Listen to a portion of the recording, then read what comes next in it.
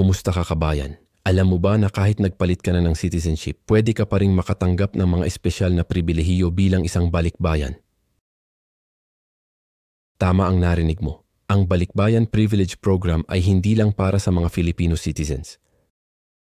Kasama rin dito ang mga dating Pilipino na ngayon ay may ibang citizenship na, pati na ang kanilang mga asawa at mga anak. Ano nga ba ang mga benepisyo? Una, pwede kang manatili sa Pilipinas ng 1 taon nang walang visa.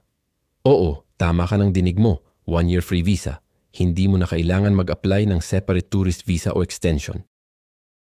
Pangalawa, pwede ka din maka-avail sa duty-free na shopping hanggang $2,000 item. Imagine mo, malaking tipid yan sa mga pasalubong mo para sa pamilya at mga kaibigan.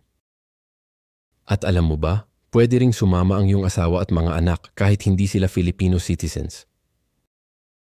Basta't kasama ka sa biyahe, covered din sila ng mga privileges na to. Para makuha ang mga benepisyong ito, kailangan lang ipakita ang iyong lumang Philippine passport o birth certificate para patunayan na dating Filipino citizen ka.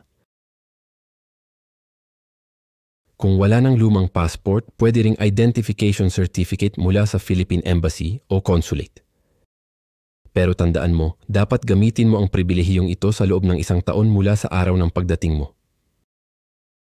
Napakagandang programa ito para sa mga kagaya mong naging global citizen na pero gustong manatiling konektado sa ating inang bayan.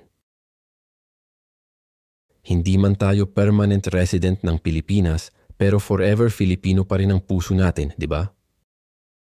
Kung gusto mong malaman pa ang ibang detalye tungkol sa Balikbayan Privilege, search mo lang sa website ng Philippine Embassy at hanapin ang Balikbayan Privilege.